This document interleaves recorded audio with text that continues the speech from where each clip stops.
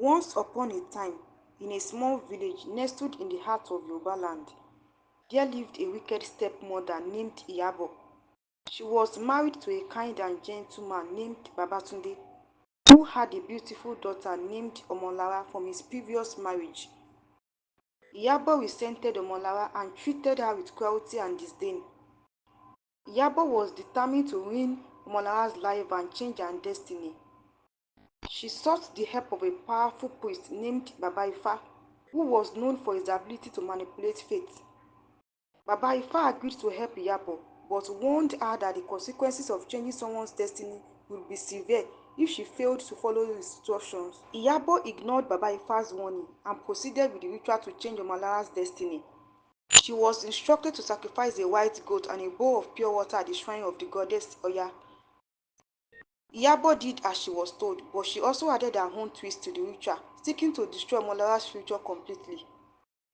As a result of the ritual, Omolara began to experience strange and terrifying occurrences. She would have vivid nightmares and wake up with strange marks on her body. She became withdrawn and isolated, unable to connect with anyone. Meanwhile, Iyabo's husband, Babatunde, began to notice a change in his wife's behavior. She became distant and cold, and he suspected that she was having an affair.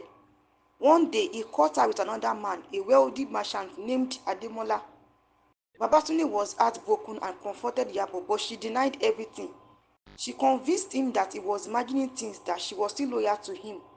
But Babatunde knew what he saw, and he began to investigate Iyabo's activities. As Iyabo continued to cheat on her husband and manipulate Omolara's destiny, she failed to follow Baba Ifa's instructions. She did not make the necessary sacrifices or recite the required incantations. The consequences of her actions began to manifest, and she started to experience strange and terrifying occurrences. One night, Iyabo woke up to find her room filled with snakes.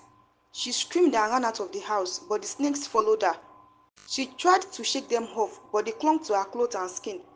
She realized that the magic charm had worked against her, and she was now facing the repercussions of her actions. In the end, Iyabo's wickedness was exposed, and she was punished for her cruelty. Babatunde divorced her and married another woman, who treated Omolara with kindness and love. Omolara's destiny was restored, and she went on to live a happy and fulfilling life. Iyabo, on the other hand, was left alone, haunted by the consequences of her own magic charm. The story of Iyabo serves as a cautionary tale about the dangers of jealousy, cruelty, and manipulation.